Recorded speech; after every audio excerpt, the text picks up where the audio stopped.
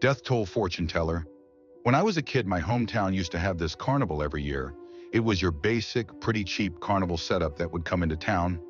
They'd stay for a few months out of the year, then away it went, probably to some other town. Well, when I got older, it was a pretty good place to get a temporary job. I got a position there in the fall of one year because I was saving up for an Xbox 360. Man, I feel old. I worked there with some friends, and this one older guy, Marcus, who was our manager, always kept us kids from just slacking off. He was a good guy. Our job for the month was basically to keep everything up and running, clean, and help the carnival goers if they needed something. It was your usual assortment of rides and booths, nothing too out of the ordinary, except this one tent. It was more tattered than the others. None of us wanted to go near the damn thing, so it stayed in that grimy state for weeks. None of the customers seemed interested in it either, so we didn't see the harm in just letting it sit there. I tried asking Marcus about it one of the days I was working. "Hey, why do we keep that thing up? Isn't it a fire hazard or something?" He looked at me with this kind of nervous look I'd never seen on him before. "The owners tell us to keep it up, so we do. Just, don't go there, pretend it doesn't exist. If something needs to be done, just let me know and I'll take care of it. But you tell your friends that none of you should go in there." I was a bit confused as I'd never seen him so serious before, but I trusted him, so the tent went untouched. Except for one day when some kid wandered in, the whole park was in a tizzy looking for him. Must have been a couple of hours, but we checked the cameras and saw he walked in there, and by the time we ran over to the tent, he was wandering out of it in a daze. I could never describe the look on his face. He looked like those old war pictures of people coming back from the trenches. Never seen a kid with that look before. The kid was holding a ticket. It was this dirty little piece of paper with a number written on it, 7. His mom ran frantically over to him and hugged him, but he didn't seem to react. He spoke very softly. "The puppet said, 'I'm going to die,'" he said in this shell-shocked voice. "I saw it happen." His mom held him close and began to cry. Soon the ambulance arrived and they were whisked away. Didn't see that kid again until a week later. It turned out he'd passed away in some freak accident. I didn't read the police report, but with how the news talked about it, it sounded gnarly.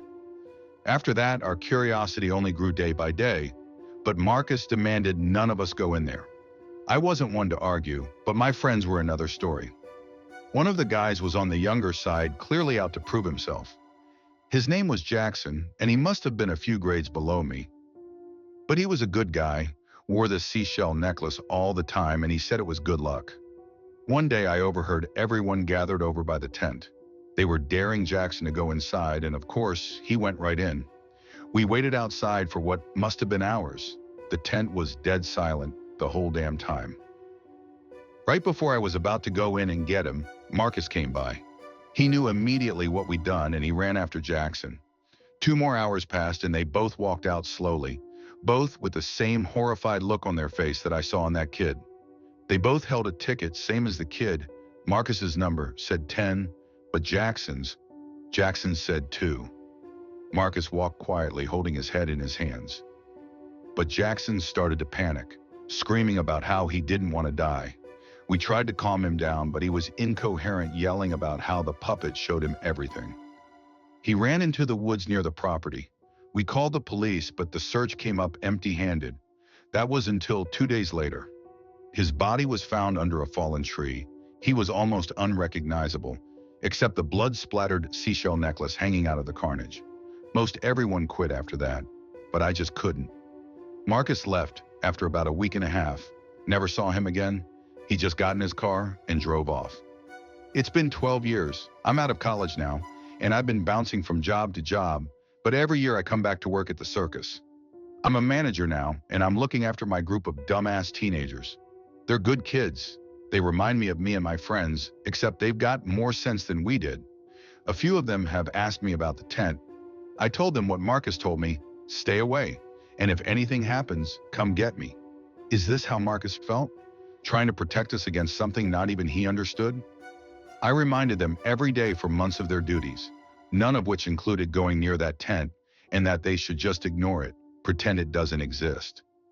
If only I could have followed my own advice. A few days ago, I finally broke. I went inside the tent. I just had to know. What drove my friend nuts? What made Marcus leave? The second I stepped into the tent, the air around me felt like it froze. It was cold, colder than I'd ever been. The inside was barren and dark except for a light flickering above one of those old fortune teller boxes with the name, The All-Knowing Henry, in cracked and rotted wooden lettering above it. Inside was this wooden puppet in a suit. It was missing an eye and I couldn't see cockroaches eating away at the inside of the machine. When I approached, it slowly set up with a mechanical whirring sound and what sounded like cracking bone as its head turned to look at me. "Hello there, I've been waiting." I was taken aback because I hadn't even interacted with it. "Your friends sure had fun. I think you will too." I turned around to leave. I wasn't dealing with this child's play bullshit. But when I turned around, I was surrounded by darkness. I walked through it, but when I came through the other side, I was right back in front of the machine again. What do you want?" I screamed at the puppet. Its face showed no emotion, just a painted smile on a jaw with one broken hinge. "Do you want to know your future?" I tried once again to get away. I sprinted for what used to be the door, only to be running back towards the machine. I smashed into it full force, but it didn't take any damage. The only mark I left was blood from my now broken nose that had smeared on the glass. It repeated, "Do you want to know your future?" I didn't see any other way out, so I responded, "Yes." In a blink, the machine was gone, and I was standing on a road near my house. It was dark, and across the street I could see me. I saw myself walking up the road to my house, but something was wrong. I could just feel it. And soon my suspicion was proven correct, as someone was coming up behind me quickly. They had a knife. He came up behind the other me. I screamed, trying to warn him, but nothing would come from my throat but silent air. It was too late. I watched as they stabbed me in the back, bringing me to the ground and slashing into me. I felt everything. Every cut on the other me was like fire on my skin, every deep stab bringing me to my knees to scream in agony. But still, nothing would come. Soon I felt cold, and then as I looked to my other self and the light faded from his eyes, I felt colder. And then, nothing. I opened my eyes and I was in front of the machine again. Henry was slumped over, the broken speaker letting out a looping laugh that filled the whole tent. It printed out a ticket. I read it and was horrified to see the number 3 was printed on the worn paper. I walked out of the tent like a zombie. The air was thick and cold. I went back to my office and sat down trying to breathe, to rationalize what I'd seen. It took an hour, but soon I calmed down. I went home for the night and came back the next morning. I sat down at my desk and that's when I got a knock at my door. It opened and a woman ran in holding a picture. She said she'd lost her son somewhere on the property. Being the manager, I immediately got up to help, until I looked at the picture. It was the little boy. The little boy is seen 12 years ago, and the woman, she looked like she hadn't aged a day. I closed my eyes and shook my head and looked back. She was gone. The picture left sitting on my desk with X's drawn over the boy's eyes and clipped to the picture was another ticket with the number 2 written on it. I had to find a way out of this, so I got up from my desk and went for a walk around the property. I called the owners while I walked and asked them what the hell the deal was with that tent and the puppet, all of it. They claimed that they had no idea what I was talking about and decided to relieve me of my managerial duties. I went home that night thinking desperately of ways to get out of this. There had to be some way to stop that future from happening. I went to bed thinking maybe it would bring me some solace. But that solace never came. I woke up to the sound of a knock at the front door. When I got there and opened it, I saw nobody for a moment, but across the street I could see it. Someone was standing there, stiff as a board. Their body looked mangled, their chest spattered with blood, and their head incaved. But I could still make out one thing: a seashell necklace hanging from its neck. Before I could think, the corpse sprinted for my door, letting out that same horrible broken speaker laugh as the puppet. I slammed the door as fast as I could. I could feel it pounding against the door, the laughing mixed with agonized screams. I begged for it to stop, for this all to just go away. I closed my eyes and a moment later, it had stopped. I opened the door slowly, only to see a ticket on my front porch. The number 1 was etched into the parchment. I became paranoid. I locked my doors, locked the windows, threw out anything that was remotely sharp or could hurt me, and sat in my living room. There had to be a way out, right? I left in the morning to go back to the carnival. If there was any way to stop this, it would be there. But my hopes were shattered when it looked like they'd already packed up and left. I searched the property for hours before I finally found something. The one standing structure, the tent. I entered it once again, but it was empty. No change in the air, no cold feeling. It was just a tent. I turned around to leave, but something felt off. I turned around to see none other than Marcus, no older than he was 12 years ago. His neck was crooked and his body battered as if from a fall. But he looked at peace. He gave me a small nod before he faded away. I felt something in my hand and I pulled it up to see another ticket marked with a 0. I'm on the road home now, only a few blocks from my house. I know there's no stopping this. Would I have lived longer if I had never gone into that tent? Or did the puppet just show us what was going to happen anyway? I truly don't know. I hope those kids don't make my mistakes. Our mistakes. I know there's no escaping it. There never is. I hear footsteps behind me. Time's up.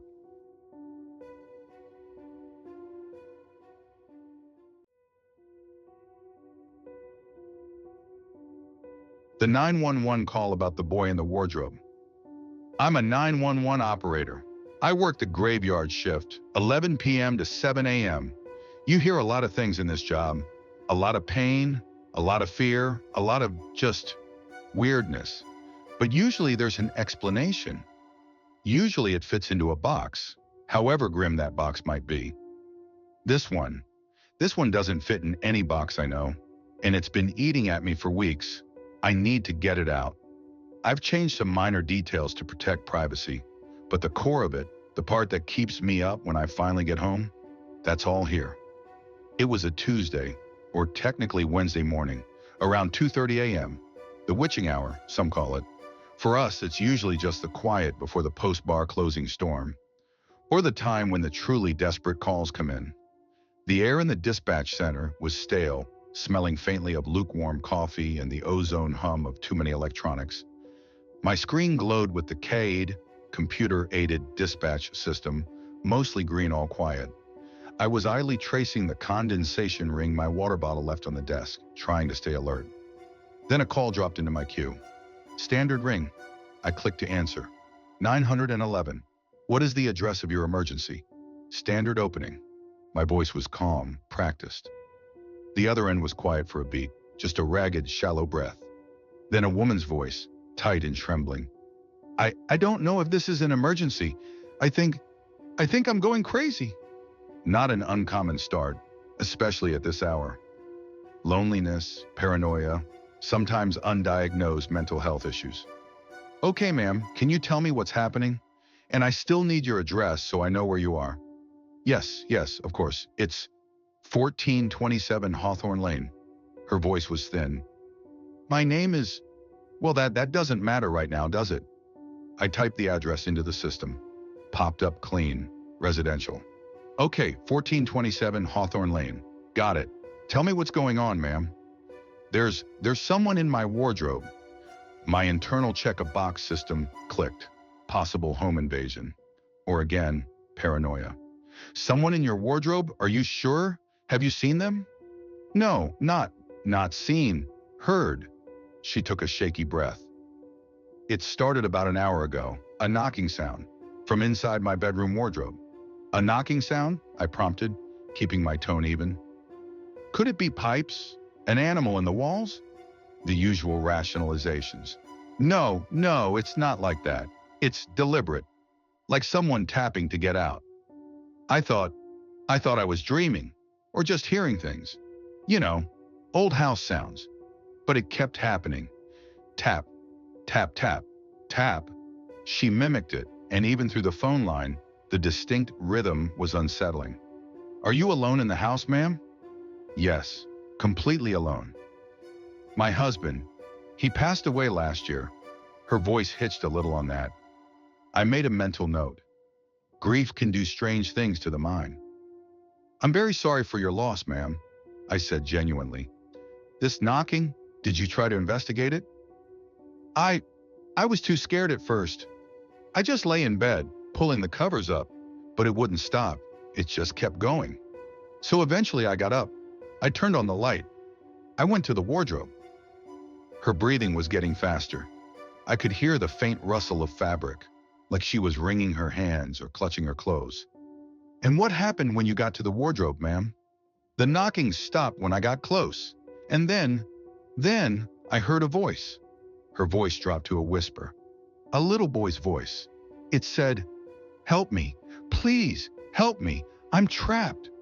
A chill, faint but definite, traced its way down my spine. This was different.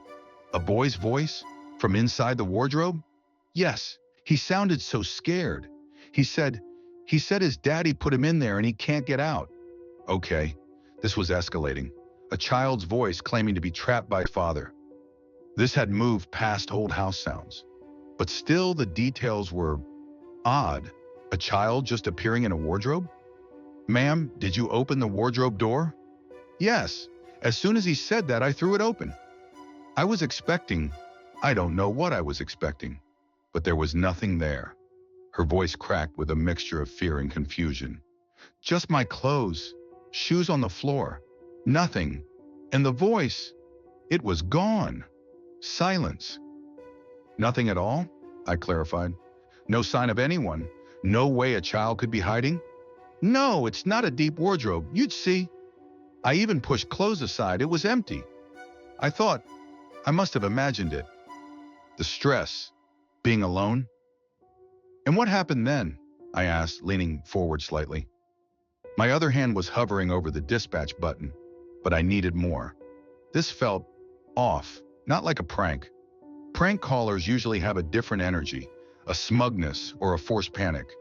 This woman sounded genuinely terrified and bewildered. I was so relieved, but also so confused. I stood there for a minute, trying to catch my breath. Then I closed the wardrobe door. She paused, and I could hear a sharp intake of air. And the second it latched, the knocking started again, louder this time, and the little boy's voice. Please, don't leave me in here. He'll be angry if he finds out I was talking. Her voice broke into a sob. I don't know what to do. I'm so scared. Is it a ghost? Am I losing my mind? But it sounds so real. I took a slow breath myself. My skepticism was warring with a growing sense of unease. The sequence of events was bizarre, but her terror felt authentic. Okay, ma'am, stay on the line with me. You're in your bedroom now? No, I ran out. I'm in the living room. I locked the bedroom door, but I can still faintly hear it. The knocking. Is the wardrobe in your master bedroom? Yes, the big one. Oh God, he's talking again. Her voice was hushed, urgent. He's saying his dad locked him in because he was a bad boy. He said his dad gets really mad and hurts him sometimes. That was it. That specific detail, the abuse allegation. Whether this was a delusion, a ghost, or something else entirely, if there was even a fraction of a chance a child was in danger, we had to act. My fingers flew across the keyboard, initiating a dispatch for a welfare check, possibly a child endangerment situation. I coded it high priority. Ma'am, I'm sending officers to your location right now, okay? They're going to check this out. I need you to stay on the phone with me. They're coming? Oh, thank God. Thank you. Relief flooded her voice, but the undercurrent of terror remained. He's crying now. The little boy. He's saying his dad told him if he made any noise, he'd be in for it. He says he's scared of the dark. I relayed the additional information to the responding units. Caller states she can hear a child's voice from a wardrobe, claiming his father locked him in and abuses him. Child is reportedly scared and crying. The dispatcher on the radio acknowledged. Units en route. ETA 6 minutes. 6 minutes can feel like an eternity on a call like this. I tried to keep her talking, to keep her grounded. Ma'am, what's your name? It's Eleanor. Eleanor Vance. Okay, Eleanor, The officers are on their way. Are you somewhere you feel safe right now? I'm in the living room, like I said. I have the door locked, but the sound, it's like it's getting clearer even from here. Or maybe I'm just listening harder. She paused. He's saying, Daddy says I shouldn't talk to strangers. But you're not a stranger if you're helping, are you? My blood ran cold. The innocence of that, juxtaposed with the implied threat, it was deeply disturbing. Are you talking to him? I asked her. No, it's just, I can hear him so clearly. I don't know how he is talking to me from upstairs. It's just like he can hear me talking to you. Maybe I shouldn't have came down. Maybe I should go back to the room. No, Eleanor, stay where you are. You're helping, and we're helping too. Wait for the dispatch, please. I could hear her quiet, fearful breathing. I focused on the CAD screen, watching the little car icons representing the patrol units crawl across the map towards Hawthorne Lane. Each tick of the clock in the dispatch center sounded unnaturally loud. Eleanor, I said, trying to keep my voice steady, when the officers arrive, they'll knock. Let them know it's you, okay? Yes, I will. She was quiet for a moment, then. He's saying thank you. The little boy. He says he hopes they come soon because it's hard to breathe in here. Hard to breathe. My stomach clenched. That detail was chillingly specific. Ventilation in a closed wardrobe wouldn't be great. They're almost there, Eleanor. Just a couple more minutes. Unit 214, show us on scene at 1427 Hawthorne. The voice of Officer Miller crackled through my headset. Copy that. 214. Caller is Eleanor Vance. Should be expecting you. She's in the living room. Reports hearing a child in a wardrobe in the master bedroom. 10-4 Central. I relayed this to Eleanor. They're there, Eleanor. They're at your door. Oh, thank heavens. I heard a faint shuffling sound, as if she was getting up. Then nothing for a few seconds. I expected to hear her talking to the officers, the sound of a door opening. Instead, Officer Miller's voice came back on the radio, sounding puzzled. Central, we have a male subject at the door. Advises he's the homeowner. My brow furrowed. A male subject? Ask him if Eleanor Vance is present, or if there's any female resident. A brief pause. Central, negative. Male states he lives here alone with his son, says there's no Eleanor Vance here, no female resident at all. A cold dread, far deeper than before, began to spread through me. I looked at the address on my screen. 1427 Hawthorne Lane. Confirmed. Eleanor, I said into the phone. Eleanor, are you there? The officers are saying a man answered the door. They say there's no woman there. Her voice came back, faint and laced with utter confusion. What? No, that's impossible. I'm here. This is my house. I'm looking out the living room window. I can see the patrol car. Unit 214, I said, my voice tight. Caller on the line insists she is inside the residence. States she can see your vehicle. This was getting stranger by the second. Central, the male subject is adamant. He's looking pretty confused himself. Says no one else should be here. Miller sounded wary. Says his name is Arthur Collins. He's got ID. Eleanor, I pressed. What does this man look like? The one at the door? I can't see him clearly from here. Just his shape. Her voice was trembling violently now.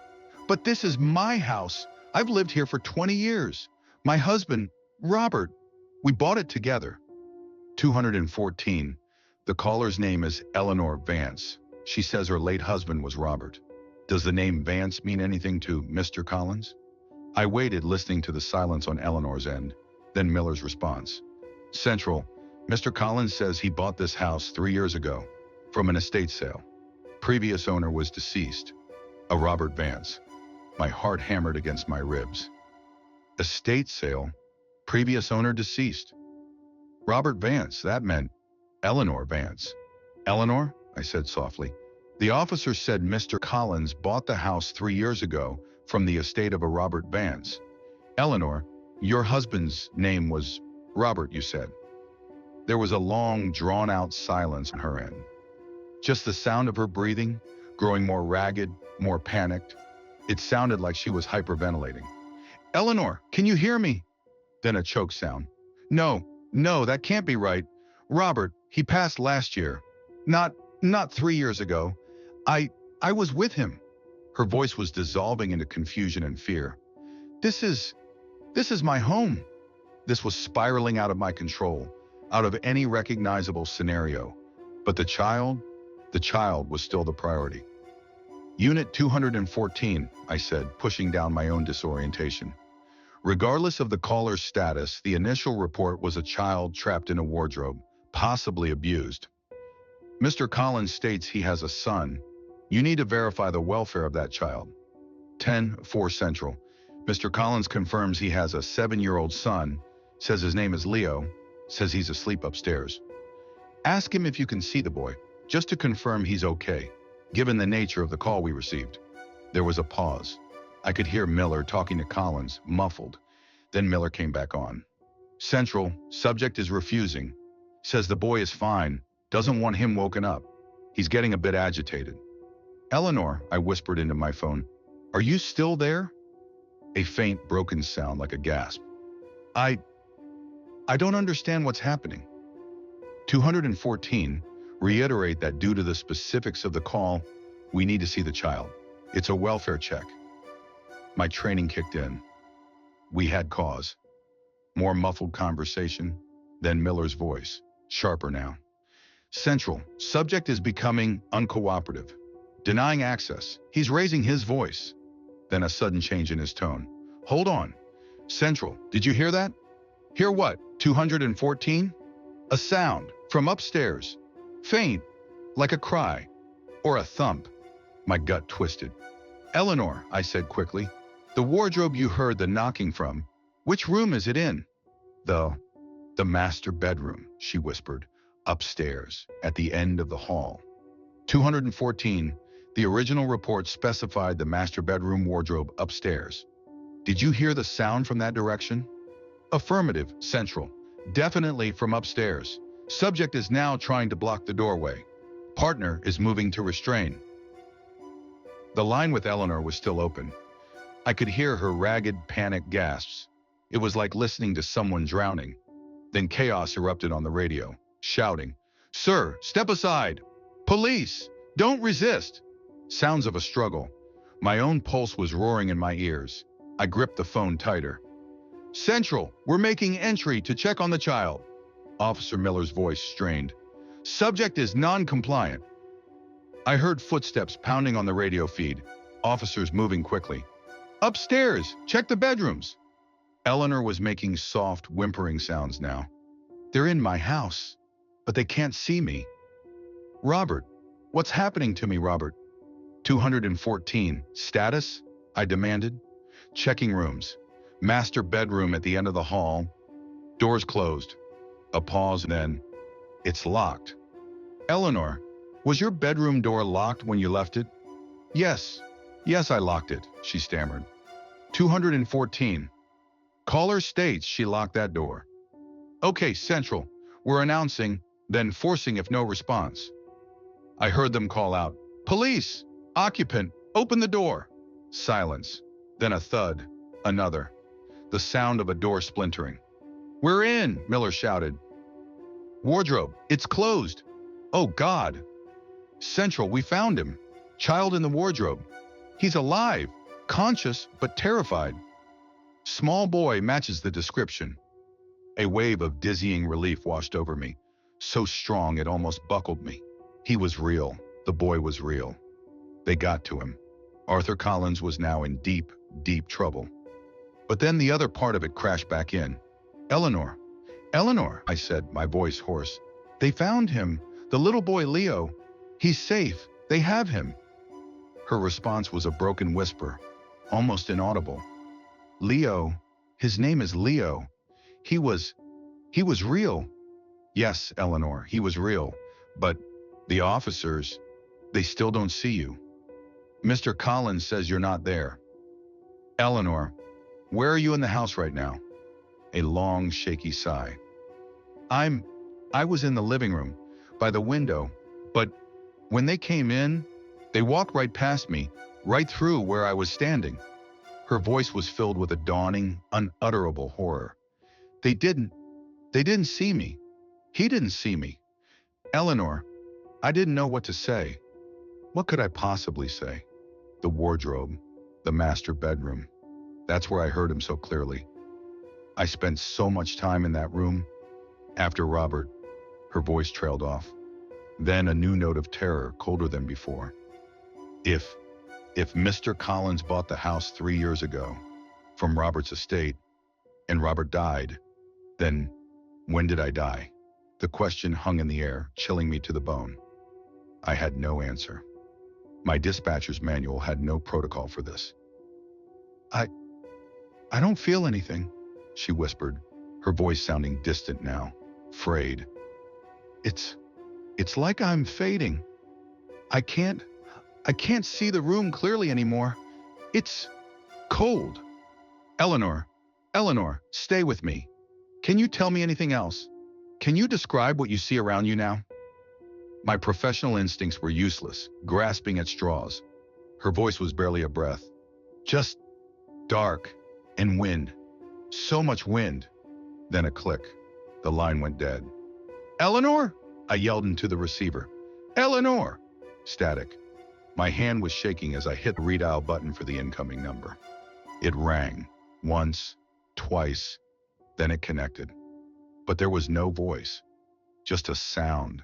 A faint, hollow, whistling sound, like wind blowing through a cracked window pane or across the mouth of an empty bottle. It was a sound I'd heard before, sometimes on bad connections, but this was different. This felt empty, desolate. I listened for a full minute, my heart pounding, a cold sweat on my brow. The sound didn't change, just that soft, sighing wind. I hung up. The officers were dealing with Collins, getting medics for Leo. The immediate crisis was over. The boy was safe. That's what mattered. That's what I told myself. But Eleanor, I ran the number through our system again. It was a landline, registered to 1427 Hawthorne Lane. It had been for over 20 years, registered to Robert and Eleanor Vance. It was probably disconnected after the estate sale, but somehow she had called from it, or through it. The report I filed was complex. I focused on the tangible, the call, the child endangerment, the successful rescue. I omitted the parts about Eleanor's apparent non-existence, her dawning realization. Who would believe it? They'd send me for psych eval. Maybe I should go. But I know what I heard. I know how real her fear was. And I know that whatever she was, she saved that little boy's life. She reached across whatever barrier separates us from whatever she is, and she made us listen. I still work the midnight shift. The calls still come in. But now sometimes when there's a strange silence on the line, or a whisper I can't quite make out, I feel a different kind of chill. I think of Eleanor Vance and the hollow wind on the other end of the line.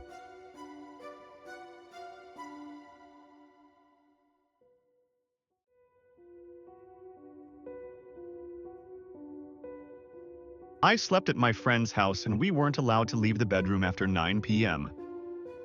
We had been friends for 13 years, and in those years I had not once slept at his house.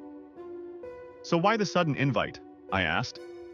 I settled the duffel on my shoulder and he held the door. My parents are going out, he said, and the words came out of him in a rush. Figured it's about time you saw my humble abode. The house was not a humble abode. It was a great white clapboard house that stood on the land as if it had been there forever, and the town had grown around it. Old oaks stood guard over the grounds and their shadows fell across the yard. Inside the house there was a smell of old wood and polish and something more besides. A smell like turned earth after a rain. His mother was a woman built of small bones, and she carried a frantic smile that did not touch her eyes. She moved about the dim rooms with a nervous energy, asking of drinks and of snacks. His father sat in a leather chair and he did not speak. He was a large man whose eyes were dark and still, and they followed us as we passed. I heard his mother whisper words to him, urgent and low, but I could not make them out. At 7 o'clock his parents left. So what's the plan? I asked. I dropped my bag on the floor of his room. The room was a small island of the ordinary in that house.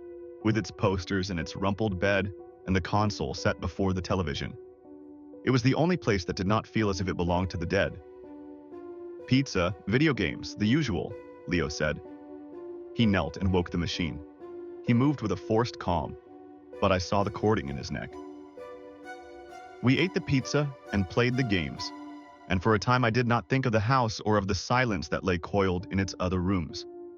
For a time it was only the two of us and the sounds from the screen. Then, near to 9, he paused the game. "Hey man," he said. He would not look at me but worked the controller in his hands. "There's just one weird rule my parents have." "Weird rule?" "Yeah." He raised his head, and his eyes were serious as a stone. "After 9 p.m., we have to be in here, in the bedroom. And we can't leave. Not for anything. Not for the bathroom, not for a drink, nothing. The door stays closed until sunrise." I stared at his face and looked for the jest that was not there. "You're kidding, right? What if I have to pee?" "Pee now," he said. His voice was flat. He gestured with his chin to an empty bottle on his desk. "And after 9, you use that." The laugh I had in my throat died there. "Dude, that's insane. Why?" He shrugged his shoulders, but the motion was counterfeit. "They're just super weird about security. Old house, you know? They think it's drafty." Drafty. I knew he was lying, I just didn't know why. Downstairs, a clock began to chime the hour, and his head snapped toward the door. Bong, bong, bong. He was on his feet before the 9th bell had sounded its note. He crossed the room and closed the door. He slid a heavy bolt of steel into its housing, and the sound it made was final. "There," he said. A sweat had bloomed on his brow and he breathed out the word. "We're good." "Leo, what the hell is going on?" I demanded. "Nothing, man. Just a weird rule," he said. He would not look at the door. He turned up the sound of the game until it was a roar in that small room. But I did not see the game.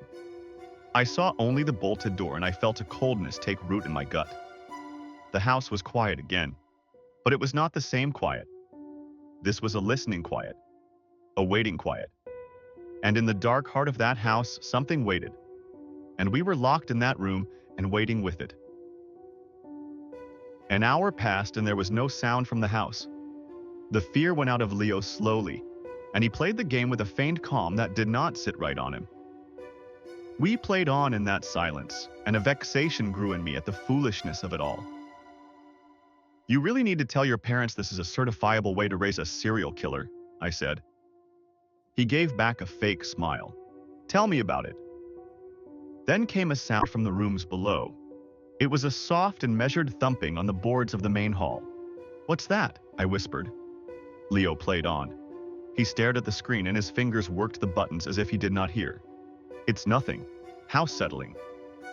"That's not the house settling, Leo." The sound ceased. In the quiet, I could hear the blood in my own ears. Then there came a new sound, which was a dragging sound, a scraping of some great weight across the wood floor beneath us, as of a heavy thing with broken feet. I muted the television. "Okay, that's definitely not the house," I said. Leo set the controller down upon the carpet. His face was pale in the shifting light of the screen. "Just ignore it, Liam. Please. It goes away if you ignore it." "What? What is it? What goes away?" Before he could answer, it spoke. The voice came from the hallway, faint at first, on the other side of our door. "Leo, honey." I did not move. The voice was his mother's voice. "Leo, sweetheart, your father and I came home early. I brought you boys some warm cookies. Open the door." I looked to Leo and saw a boy cast in tallow. He stared at the door as if it were the gate of hell itself, and he raised a trembling finger to his lips and shook his head. "Leo, that's your mom," I whispered. "Don't be silly, sweetie, we're inside," the voice said. It was just outside the door now. "I just baked your favorites. Chocolate chip. They're getting cold." The scraping from below had stopped. There was only the sweet persuasion of that voice in the silent house. But the voice was wrong. There was a terrible perfection in its sound, like a memory of a voice and not the voice itself. Then came the knocking. It was a soft and wet sound on the far side of the door, as if a piece of meat were striking the wood. "Leo?" Liam, are you boys all right in there? You're being awfully quiet. Leo, I mouthed, but no sound came. He sat upon the floor like a man made of stone, his eyes wide with a plea that had no words. He looked like something trapped. The knob of the door turned, once to the left and once to the right. Then it began to rattle in its fitting with a growing violence. Boys, this isn't funny, the voice said. The sweetness broke in it then, and it was replaced with a hard and ragged edge. Open the door. A great blow struck the door, and the frame of it groaned in the wall. I scrambled away from it on my hands and feet until my back was against the far wall of the room. The voice changed. It spoke again, and the voice was a ruin, a low and guttural thing that gurgled in its throat. No, you're in there. The wet tapping began again, faster now and frantic. With it came a thin and keening whine, a sound like wind through a crack in the world. And from the dark gap beneath the door, a black and viscous fluid began to seep into the room. It was thick as oil, and it carried the smell of the grave, of wet soil and of things that rot in the earth. Leo moved.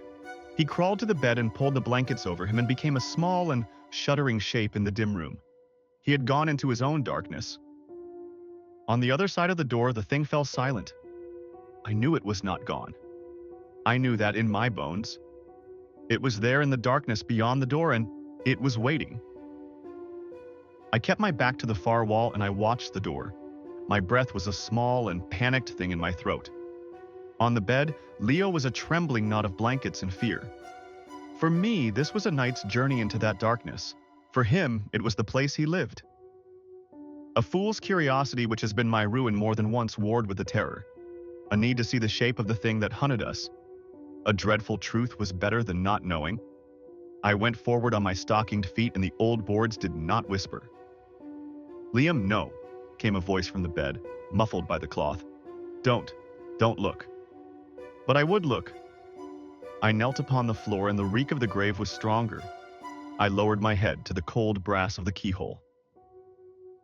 At first there was only the dim hall and the moonlight that fell in a pale blade from the window at its end. Then it stepped into the narrow view. It was not a man, nor was it a beast. It was a thing that was built of sticks and of shadow, impossibly tall and thin. Its limbs were the limbs of a winter tree, and its body was a gyre of dust and night that had no true form. It wore his mother's floral apron, the cloth stretched over a hollow space where a chest should be. It wore his father's hunting cap set upon a head that was only a clot of moving dark. It had no face, only a void.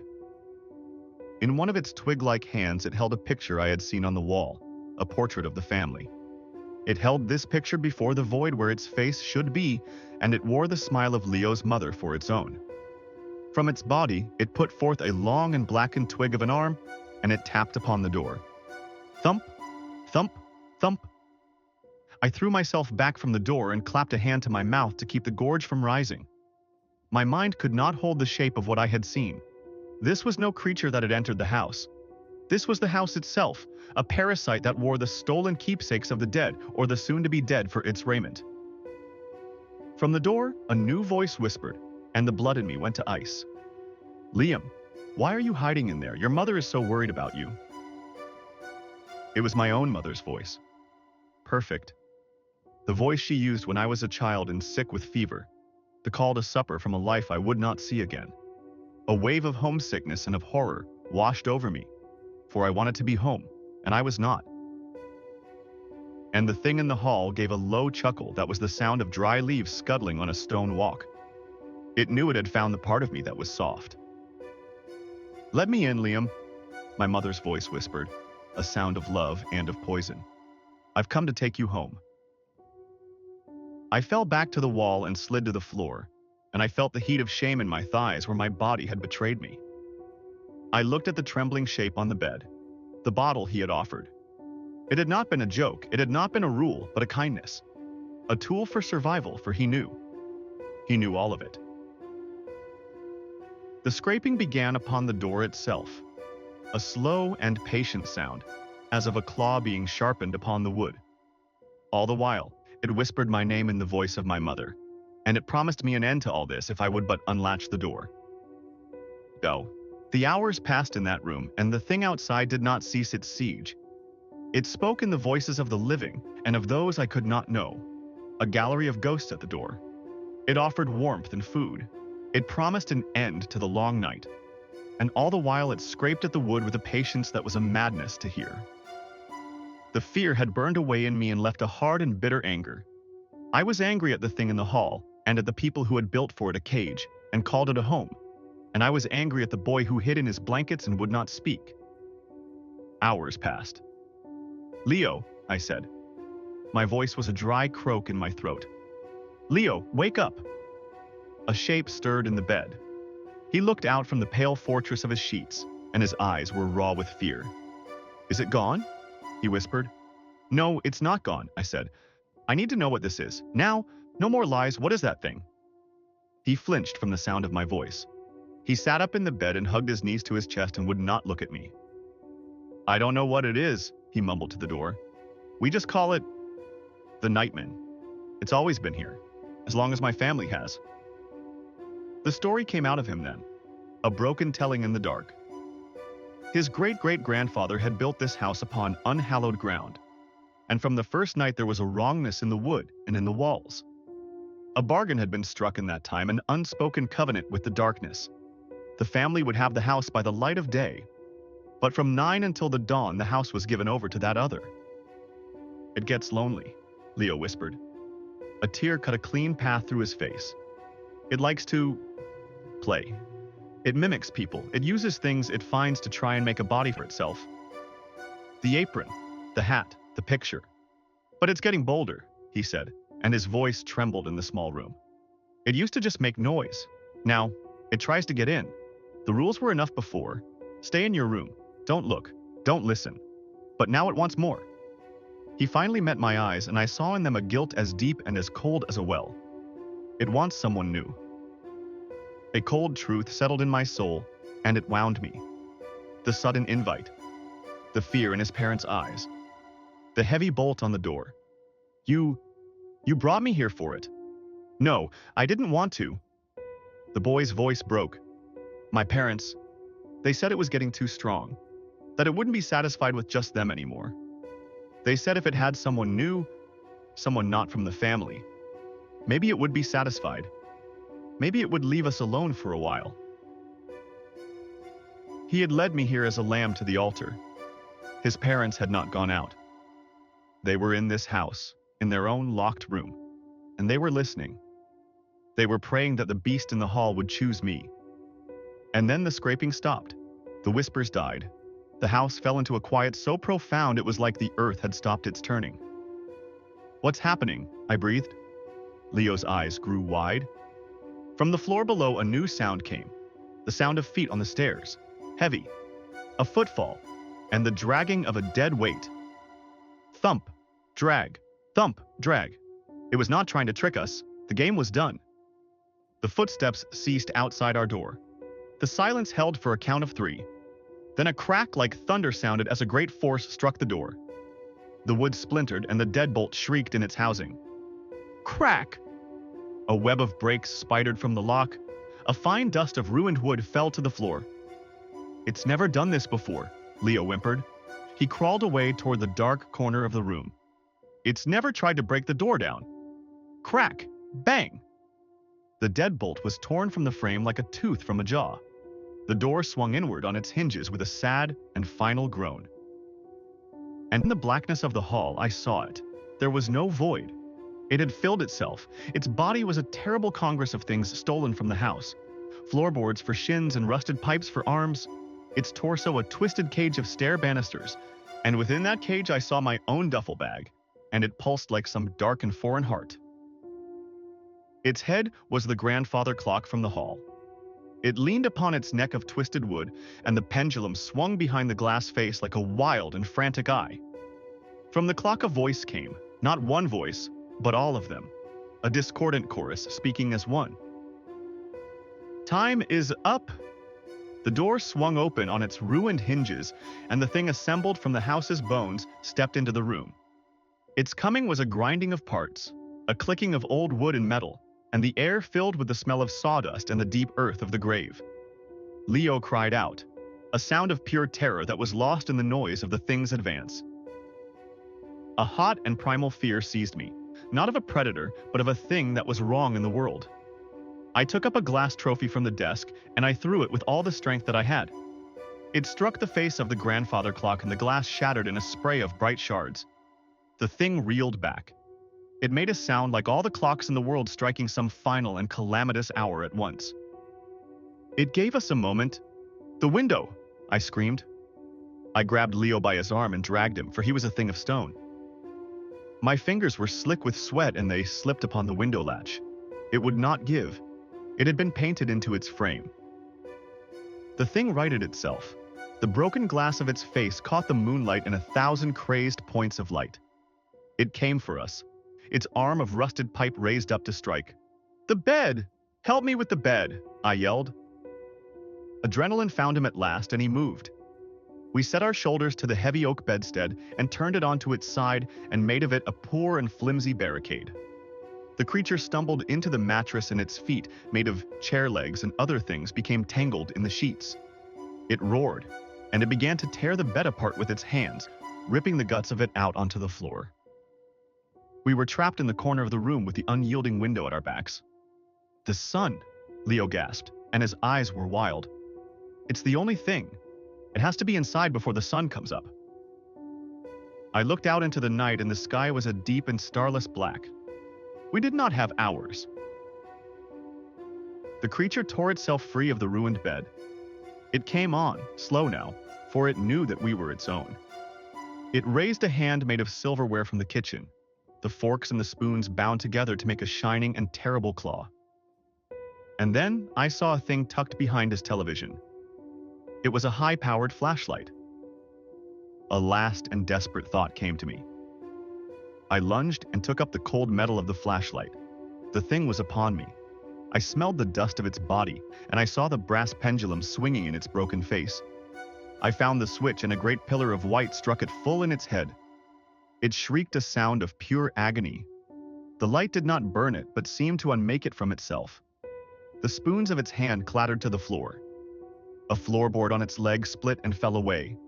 The light was a poison to the thing's very being. It shielded the ruin of its face with its pipe arm, and it stumbled into the shadows by the door. And in that room began the longest watch of my life. I held the light like a sword, and the beam of it was the only thing that held the creature at bay. Leo huddled behind me and cried out when it scuttled at the edges of the room. We were keepers of a light against a great and pressing dark, and the strength in my arm burned away, and the batteries that fueled our light would not last. The creature would lunge, and I would drive it back with the beam, and we would wait and listen to it breathing in the shadows. The hours passed this way, in a stalemate between the light and the dark. The beam of the light began to fail. It flickered. "It's dying," I gasped. "Just a little longer," Leo urged, his eyes fixed upon the window. "Just a little longer." The creature knew. It gathered itself in the dark as the beam dimmed to a sad yellow glow, and with a final and triumphant roar, it charged. In that same moment, a pale gray line was drawn upon the black horizon. It was the first sign of dawn. The thing struck me, and the flashlight was knocked from my hand. I was on the floor, and the monster stood over me, its clock face bent low, and I saw my own face reflected in the arc of the swinging pendulum. Then, a single and pure ray of the morning sun pierced the window and touched the creature's back. It froze. A profound stillness came over it. Then it began to come apart. The clock head crumbled to a fine dust. The pipe arms fell from its shoulders and clattered on the floorboards. The banisters of its chest unwound. The stolen silver and the splintered wood, and my own duffel bag all collapsed into a heap of simple things. In moments, all that was left was this pile of refuse, and a thin layer of gray dust that smelled of the grave. The sun streamed through the window and filled the ruined room with light. I lay upon the floor and gasped for breath. Leo wept against the wall, a sound of relief and of terror. We had lived. There were footsteps in the hall, not of a monster, but of a man. The door to his parents' room opened. A moment later they stood in our doorway. They did not look at the ruin of the room. nor at the pile of debris on the floor where the creature had been. They looked at me, and I saw on their faces not relief nor any gladness, but only a deep and bottomless disappointment. The horror was not ended. I knew then that the plan had failed. The sacrifice had not been made. The thing that was the house would be hungry when the sun fell again. I was the one who got away, and for this they would never forgive me.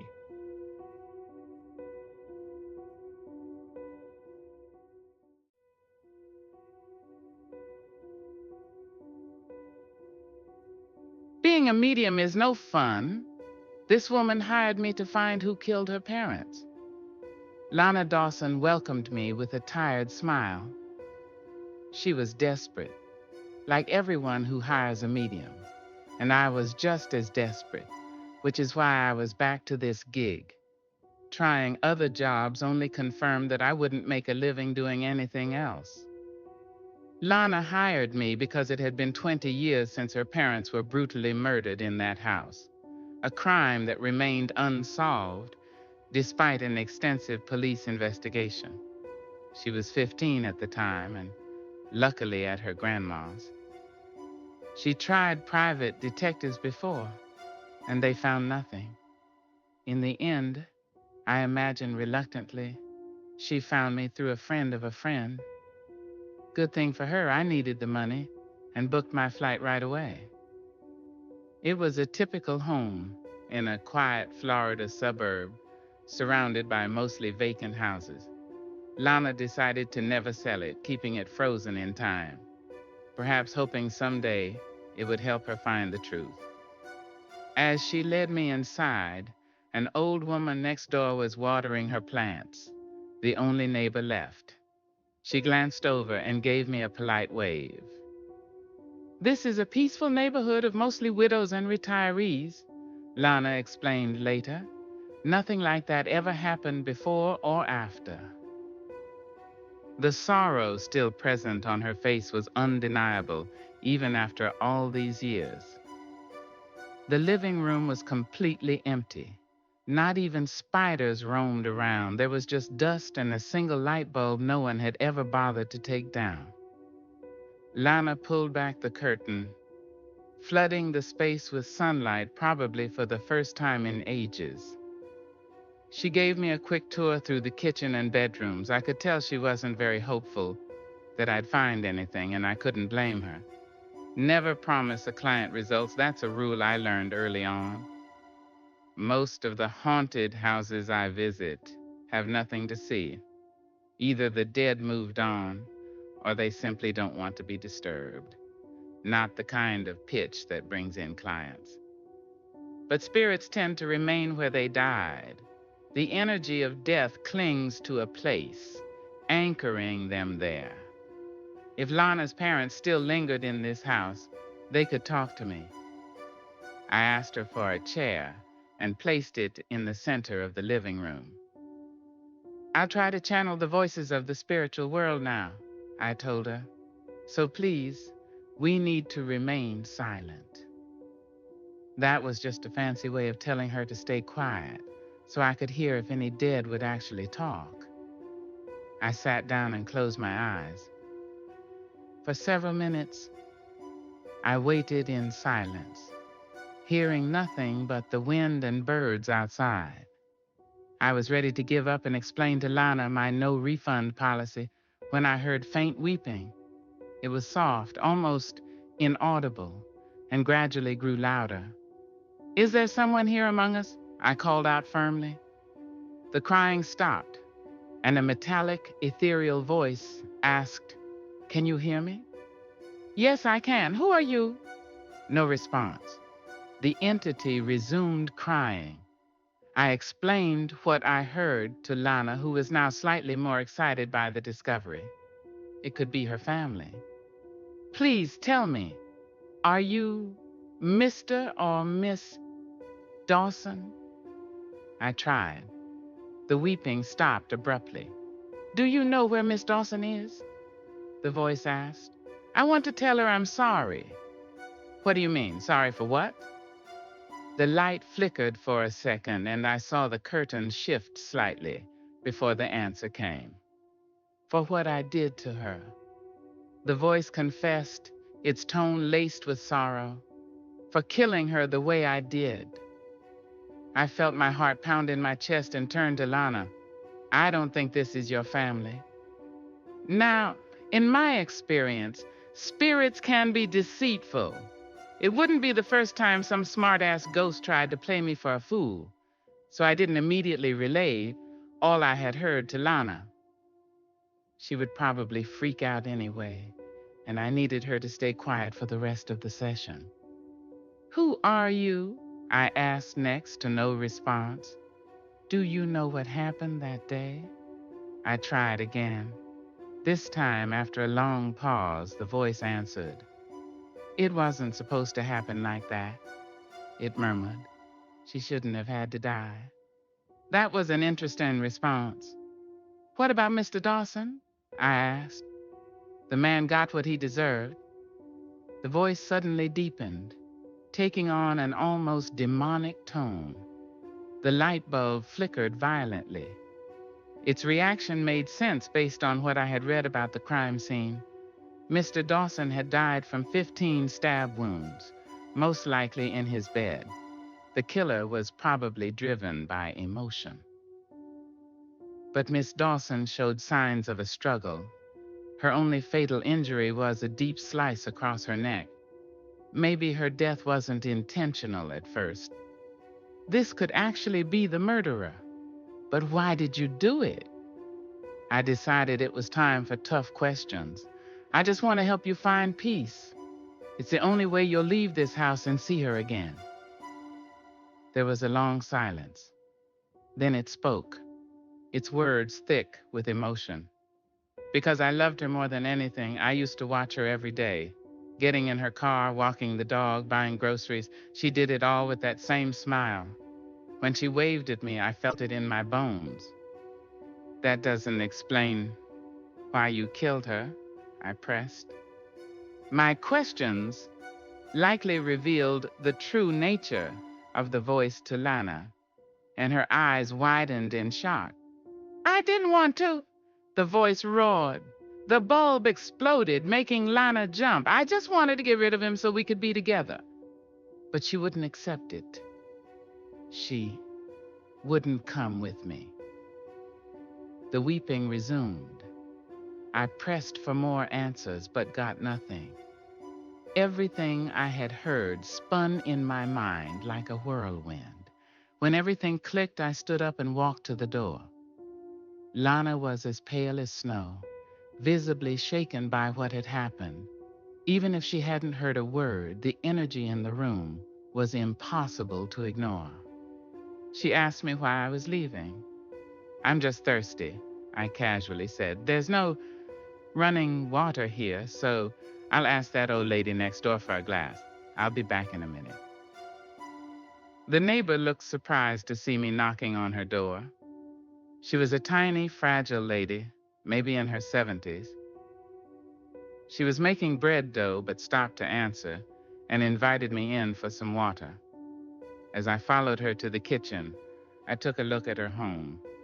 Furniture that had to be at least half a century old, and a large portrait in the living room of her and her husband, taken long ago.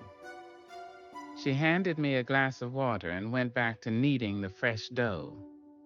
I hope you don't mind me doing this, she said, using all her small weight against it.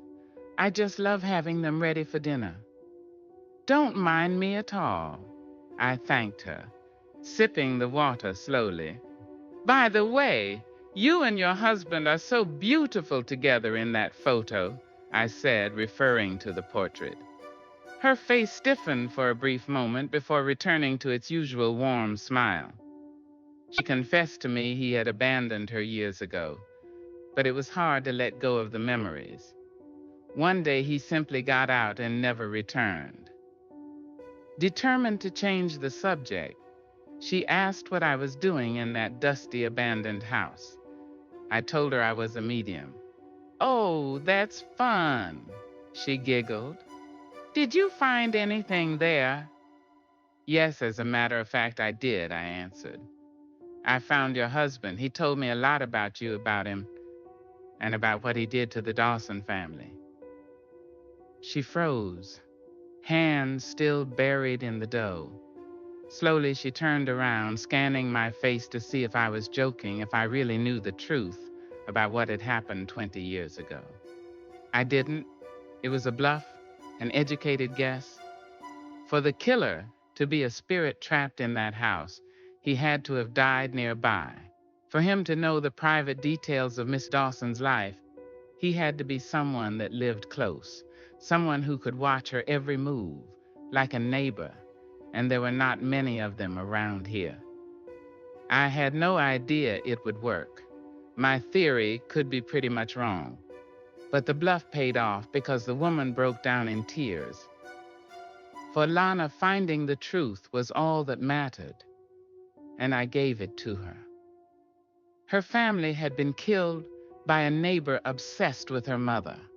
In an act of desperation, he took advantage of the night to break into the house and confess his feelings, just as she had gone to the kitchen for a glass of water.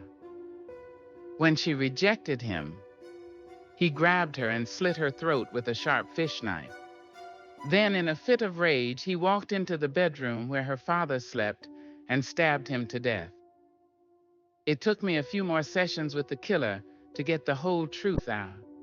The old lady confirmed and admitted to Lana that she had suspected her husband all along, and when she confronted him, he fled, never to be found, probably dying somewhere. Years later. The end.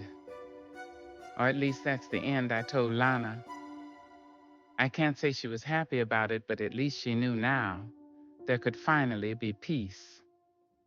What I didn't tell her was that the husband never fled, and his wife didn't simply confront him with words. When he arrogantly admitted to the crime, showing no remorse, she shot him with the handgun they kept under the bed and buried him in the backyard. I advised the woman to lie to Lana, keeping her safe from any legal trouble. That way, everything would end up in its right place. The old woman in her home. The husband trapped inside that house, drowning in his regrets. Fuck his peace. The end.